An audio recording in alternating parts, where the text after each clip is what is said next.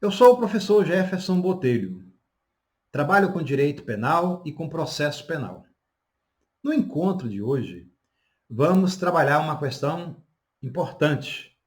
Vamos falar sobre meios de obtenção de provas. Isso mesmo, meios de obtenção de provas.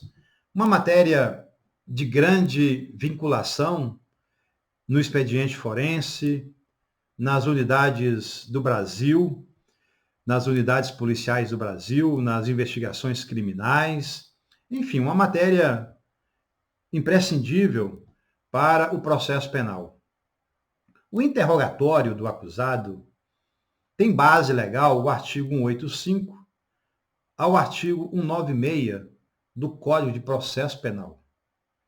Evidentemente que, desde o processo ou projeto originário do Código de Processo Penal, várias leis modificaram, o procedimento, o processo, para adaptar a própria dinamicidade da vida. A vida é dinâmica, a sociedade é dinâmica, o tempo é dinâmico, não é isso? Há exemplo da Lei 10.792, de 2003, e também uma última atualização aí com o pacote anticrime, e algumas modificações com o advento da nova lei do abuso de autoridade. Exatamente. A lei de abuso de autoridade, que é objeto também do nosso enfrentamento aqui nessa matéria. Inicialmente, uma questão conceitual. Interrogatório é o ato policial ou processual conduzido pelo juiz no processo e pela autoridade policial no inquérito policial, no qual o acusado ou indiciado é perguntado acerca dos fatos que lhe são imputados, abrindo-se oportunidade para que, querendo, deles se defenda, podendo se valer do direito constitucional do silêncio, que não pode ser interpretado e nem tomado como prova contra o acusado ou contra o indiciado. E aqui neste contexto, senhoras e senhores, eu coloco interrogatório como sendo também um ato policial, porque o artigo 6º do Código de Processo Penal pede ou determina à autoridade policial a rigorosa observância naquilo que for compatível com o artigo 185 e seguintes do Código de Processo Penal. Daí essa formatação conceitual a que se pretende fornecer a esse instituto do interrogatório do acusado. Pois bem, visto a questão conceitual, vamos analisar a natureza jurídica do interrogatório. São 3 posições importantes na doutrina. A primeira corrente é que o interrogatório é um meio de prova. Exatamente. É um meio de prova onde o juiz terá contato com os elementos para a formação de sua convicção. É a oportunidade que o juiz, que a autoridade policial tem para analisar em contato direto com estas provas. Aliás, esta posição foi adotada textualmente pelo Código de Processo Penal quando ele faz a inserção do instituto do interrogatório no artigo 185 e seguintes do Código de Processo Penal e diz tratar-se de meios de obtenção de prova. Está lá no capítulo 7º do livro 1º do Código de Processo Penal. Existe uma outra posição dizendo que o interrogatório também é um meio de defesa. Nele, o acusado ou o indiciado pode apresentar a sua versão sobre os fatos, ora imputados, contestando, inclusive, a investigação produzida pela polícia, ou a acusação, né, durante a instrução criminal. De outra forma, interrogatório também é um meio misto de prova e de defesa. É a oportunidade que o acusado tem de se defender e também uma oportunidade do Estado formatar as provas na sua livre convicção, mas, sobretudo, devidamente motivado, conforme determina o artigo 93, inciso 9 da Constituição Federal. Algumas características também são importantes. O interrogatório. Primeiro é um ato público, né? Ato público. Evidentemente que esta é a regra, mas existem alguns casos onde a decretação do sigilo poderá ocorrer no processo ou até mesmo no inquérito, né?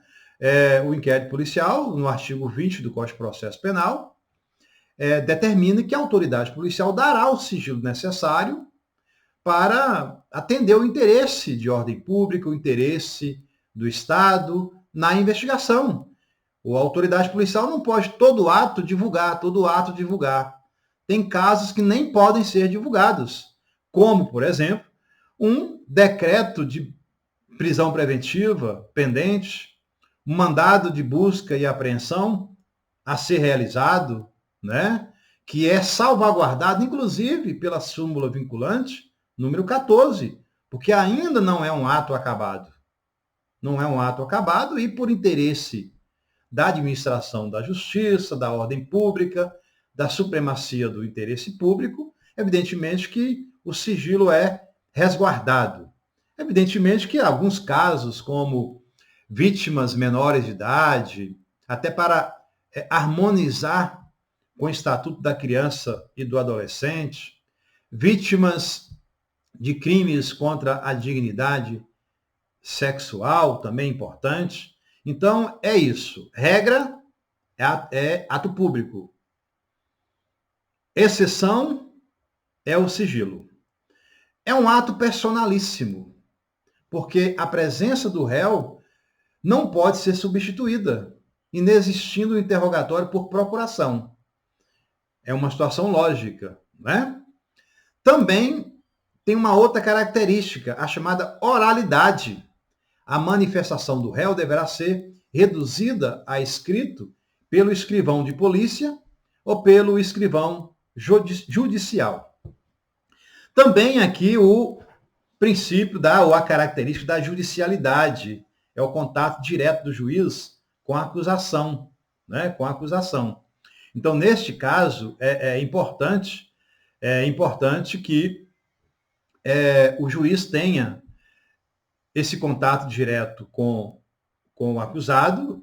É evidente que a nova lei conferiu um caráter contraditório, né? Porque tornou obrigatória a presença do advogado e também uma audiência preliminar, a gente vai ver, preliminar e reservada com o advogado.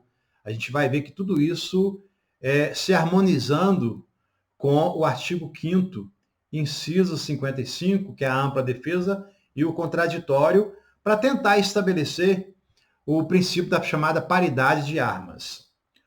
O local do interrogatório. Nós temos pelo menos 3 locais: estabelecimento penal, videoconferência ou em juízo criminal.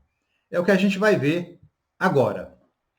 E aí a regra geral: o interrogatório do réu preso, será realizado na sala própria, no estabelecimento em que estiver recolhido, desde que estejam garantidas a segurança do juiz, desde que estejam garantidas a segurança dos membros do Ministério Público e de seus auxiliares, bem como a presença do defensor e também a publicidade. Aqui é uma regra geral para o interrogatório de réu preso. De réu preso. Pois bem, excepcionalmente, o juiz, por decisão motivada, por decisão fundamentada, de ofício ou a requerimento das partes, poderá realizar o interrogatório do réu preso por sistema de videoconferência ou outro recurso tecnológico de transmissão de sons e imagens em tempo real, desde que a medida seja necessária para atender a uma das seguintes condições. São 4 condições. Prevenir risco à segurança pública, que é um motivo plausível para esse tipo de interrogatório. Viabilizar a participação do réu no referido ato processual, quando haja relevante dificuldade para o seu comparecimento em juízo, em face da enfermidade ou outra circunstância pessoal. Impedir a influência do réu no ânimo da testemunha ou da vítima, desde que não seja possível colher o depoimento destas por videoconferência.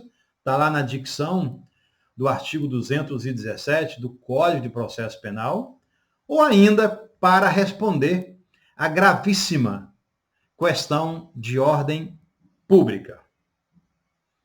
Importante frisar que da decisão que determinar a realização do interrogatório por videoconferência, as partes serão intimadas com 10 dias de antecedência.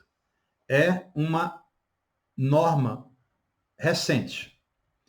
Bom, aqui nós temos uma outra situação interessante. Será requisitada a apresentação do réu preso em juízo, nas hipóteses em que o interrogatório não se realizar na forma prevista nos casos que eu citei recentemente. Evidentemente que, havendo mais de um acusado, serão, por ordem lógica, por narrativa lógica, interrogados separadamente. O interrogatório não é só a doutrina, mas a lei traz textualmente uma classificação muito importante. Esse interrogatório, ele tem 2 partes. A primeira parte é o chamado interrogatório de classificação. A segunda parte é o interrogatório de mérito. Vejamos a primeira parte, interrogatório de classificação. Aqui se refere à pessoa do acusado. Vai perguntar sobre sua residência, vai questionar sobre meios de vida e profissão, vai questionar acerca das oportunidades sociais, lugar onde exerce a sua atividade, aquelas questões todas, inclusive a vida pregressa do acusado. E aqui não tem garantia do silêncio. Aqui o réu não pode mentir, porque aqui entra em cena o interesse da justiça criminal. Aqui entra o interesse mesmo, entra em cena o interesse da administração da justiça. Imagina um réu fornecendo um nome errado. Vai praticar falsa identidade. Do artigo 307 do Código Penal, crimes contra a administração da justiça. Nesse sentido, é o anunciado da súmula 522 do STJ. A conduta de atribuir-se falsa identidade perante a autoridade policial é típica, ainda que em situação de alegada autodefesa.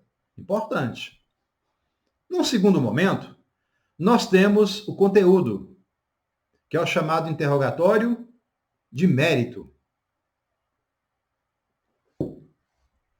Nessa segunda parte, o juiz vai perguntar sobre diversas questões. O juiz ou a autoridade policial em sede de inquérito. Se é verdadeira a acusação que lhe é feita, não sendo verdadeira a acusação, se tem algum motivo particular a que atribuí-la, se conhece a pessoa ou pessoas a quem deva ser imputada a prática da infração penal, quais sejam e se com elas esteve antes da prática da infração ou até mesmo depois dela, onde estava ao tempo em que foi cometida a ação ou a infração penal, se teve notícia dessa infração penal, vai perguntar sobre as provas já produzidas no curso da instrução criminal, se conhece as vítimas, as testemunhas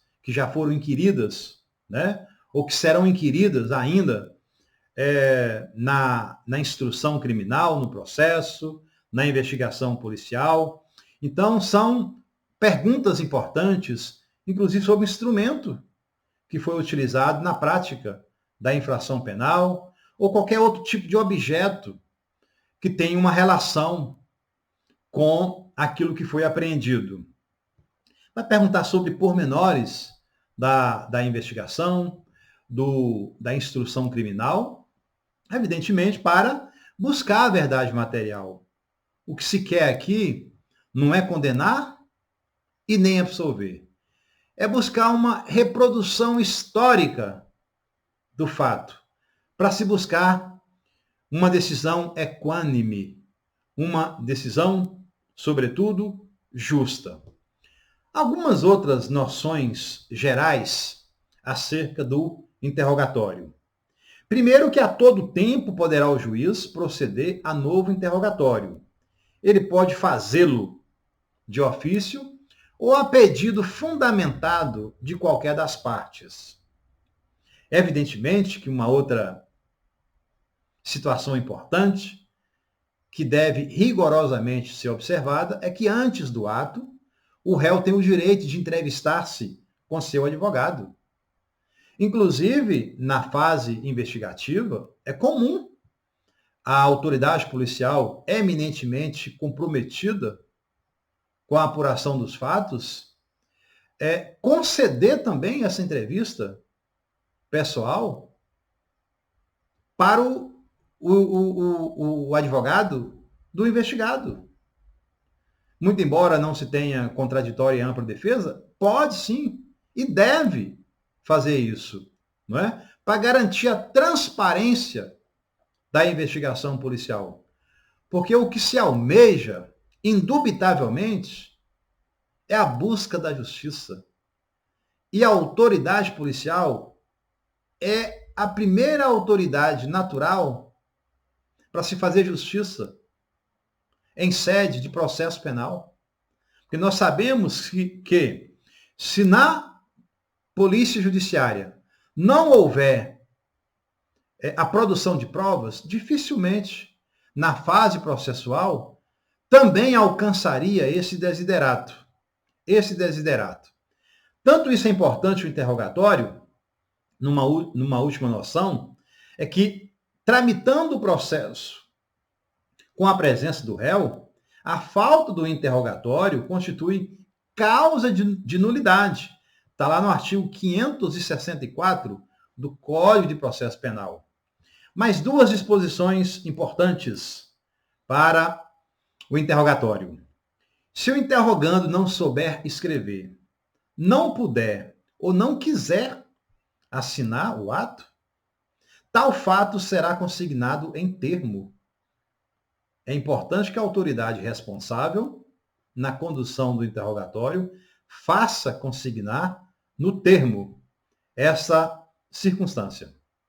Se o interrogando não souber falar a língua nacional, o interrogatório se dará por meio de intérprete. Isso mesmo, para se saber a versão ali do fato.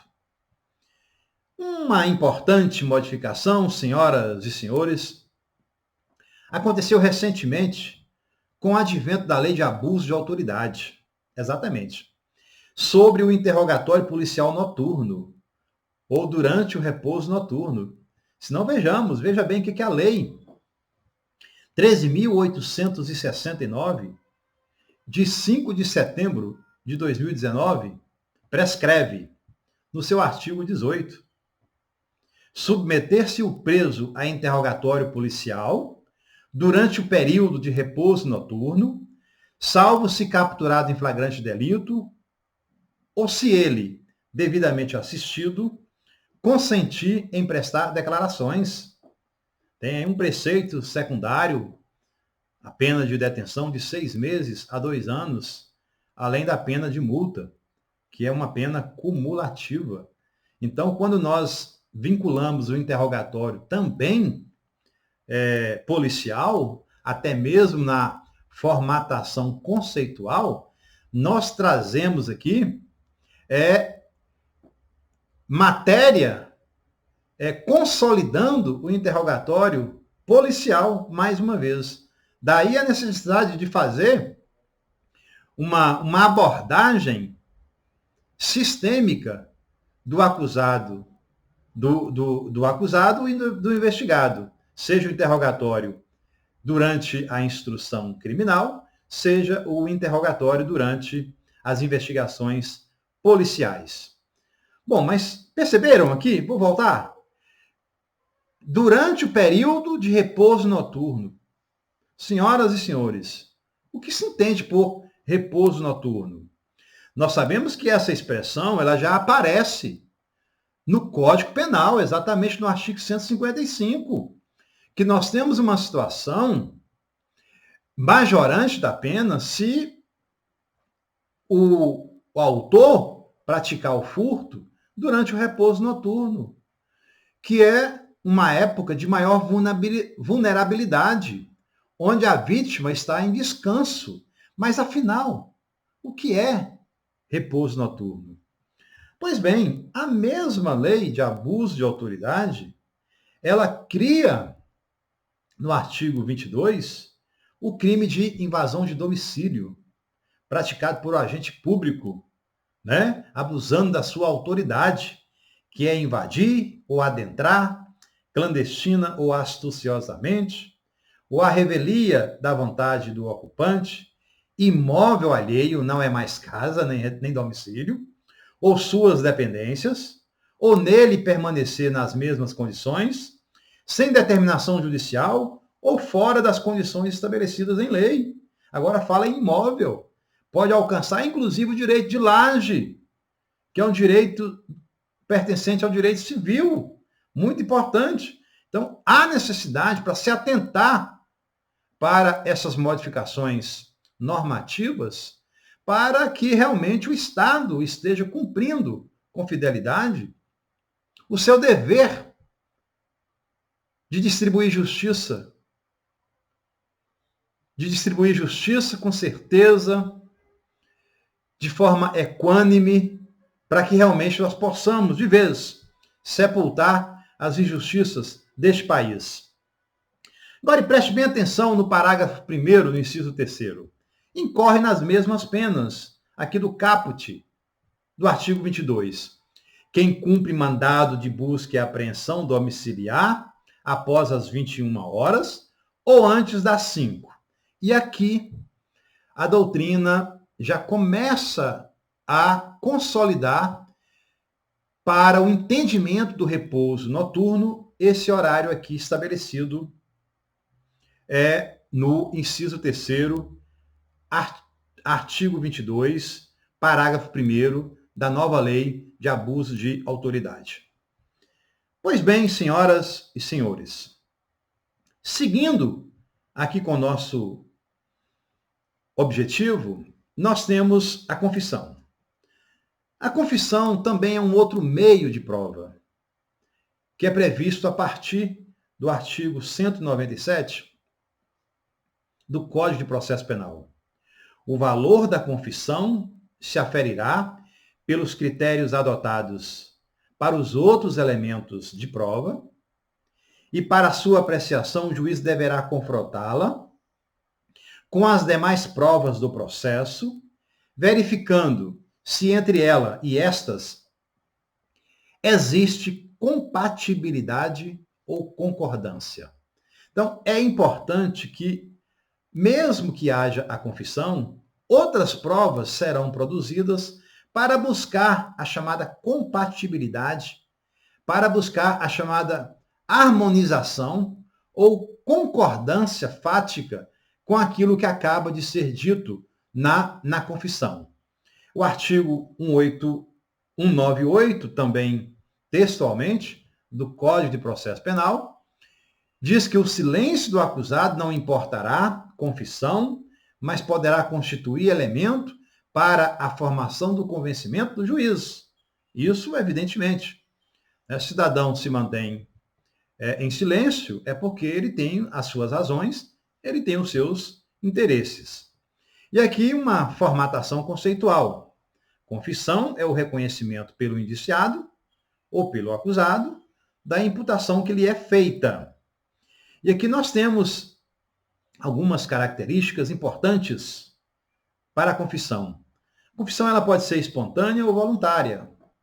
Ela pode ser expressa, ela pode ser pessoal, tem que ter uma verossimilhança dessa confissão, uma compatibilidade, uma concordância, tem que ter clareza e existência de coerência entre os motivos, as causas e os fatos confessados, tem que ter o chamado princípio da persistência, né? Toda vez que a pessoa contar o fato, ele vai religiosamente contar daquela forma, é uma forma contínua, é uma forma persistente, ele não muda a versão do fato, não é?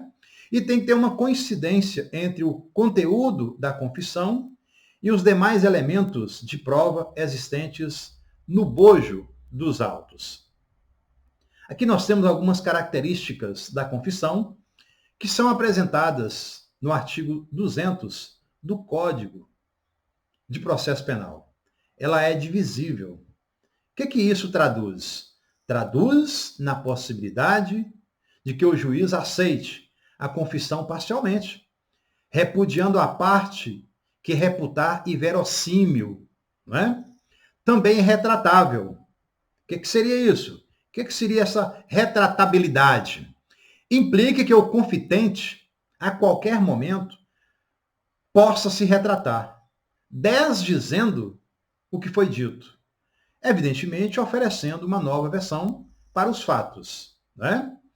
E aqui nós sabemos que o valor probatório, antigamente tinha até uma hierarquia entre as provas, hoje não existe mais hierarquia, não há que se falar de hierarquia. Todas têm o mesmo valor de acordo com aquilo que visa provar. Antigamente a confissão era tida como a rainha das provas, não é? Então era uma imputação plena, já cessava de plano qualquer tipo de uma outra produção de prova quando houvesse a confissão.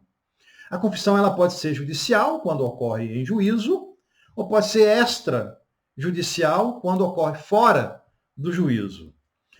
Pode ser simples, quando o confitente simplesmente ele admite a imputação que lhe é feita, ou então é a chamada confissão qualificada, quando o réu ou indiciado reconhece a acusação, mas ele apresenta em seu favor circunstâncias que excluam ou que atenuam a sua responsabilidade, como, por exemplo, ele pode alegar uma excludente de ilicitude, lá do artigo 23 do Código Penal. Uma legítima defesa, um estado de necessidade, um exercício regular do direito, ou estrito cumprimento do dever legal, que também é previsto no artigo 42 do Código Penal Militar, que é o decreto 1001 de 69, que é a chamada justiça especializada. Quanto à forma, o interrogatório ele pode ser expressa ou explícita, quando realizada por inequívoca afirmativa de concordância com a imputação. Pode ser oral ou por escrito. Ela ainda pode ser tácita, implícita ou ficta, quando decorrer de presunção legal. Evidentemente que o processo penal brasileiro não admite a chamada confissão tácita, né? Porque nós temos a chamada presunção de inocência, e dispondo expressamente que o silêncio do acusado não vai importar em nenhum tipo de confissão. Não é? E uma outra situação importante é que a confissão ela pode configurar uma circunstância genérica lá do artigo 65 do Código Penal, que é um segundo momento de apreciação na aplicação da pena, onde na segunda etapa do sistema trifásico de Nelson-Hungria, está lá textualmente consagrado no artigo 68 do Código Penal, essa confissão pode operar numa circunstância atenuante e nessa etapa haver uma diminuição da pena.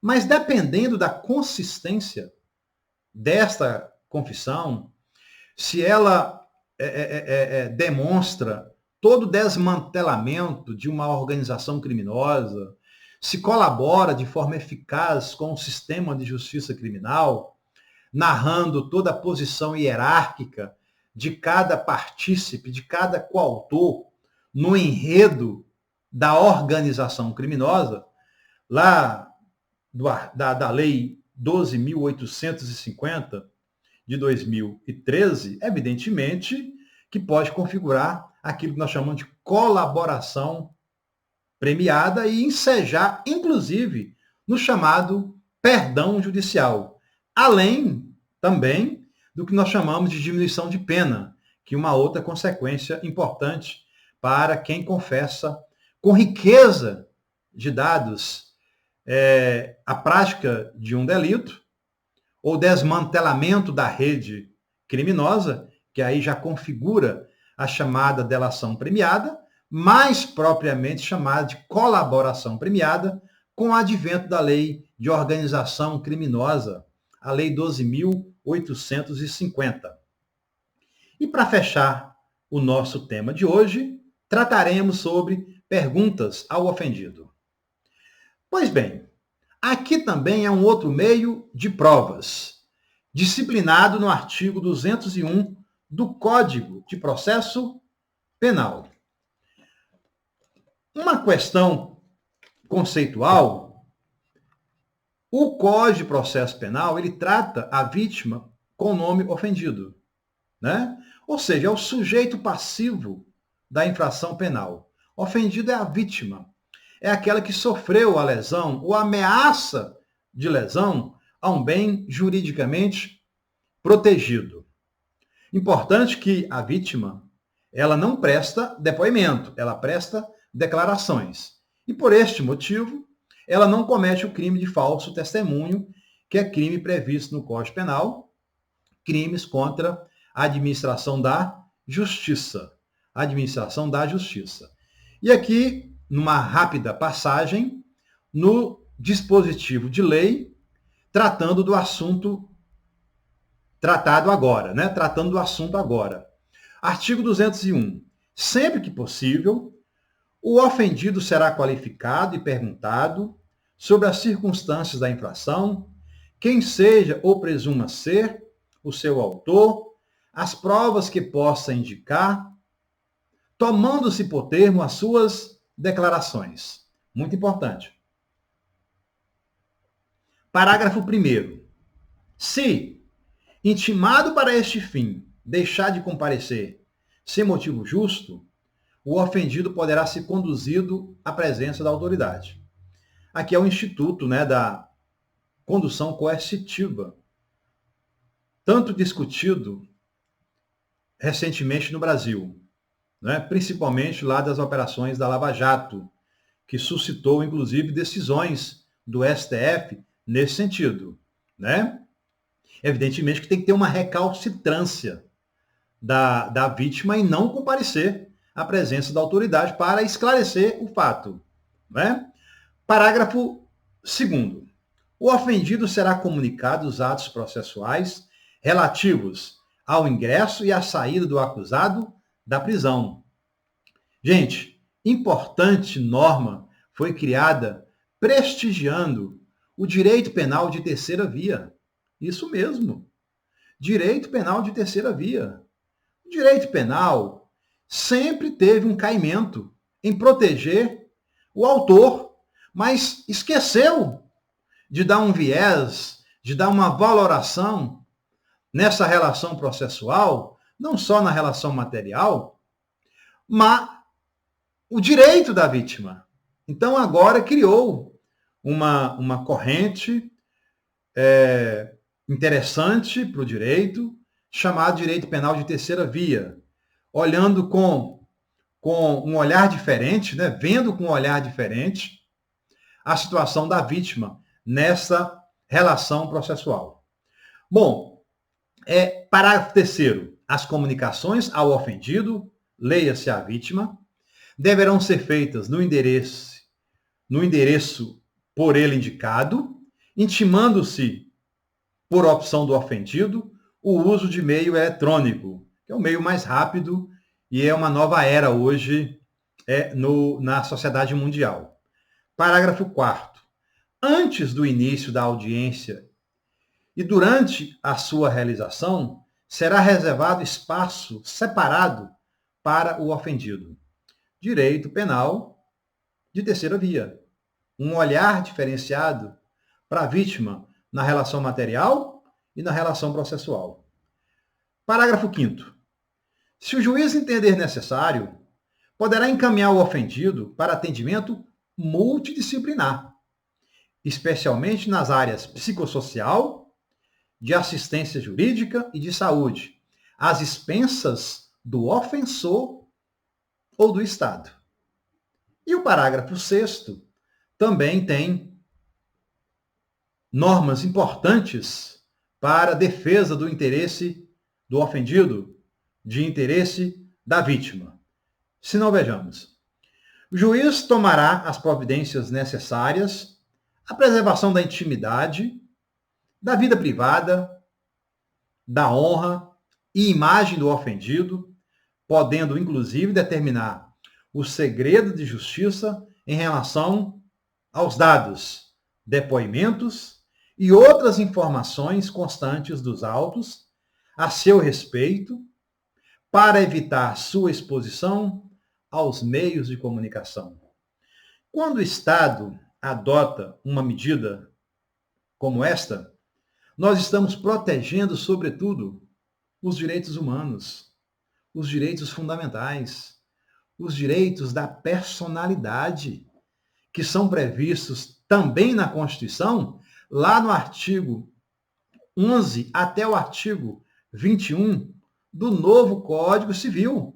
São os direitos de personalidade, irrenunciáveis, não é? São aquelas características importantes, direitos absolutos, inalienáveis, enfim, direitos importantes para salvaguardar o interesse do ofendido. Senhoras e senhores, aqui algumas obras nossas distribuídas no Brasil afora, nas principais livrarias do Brasil.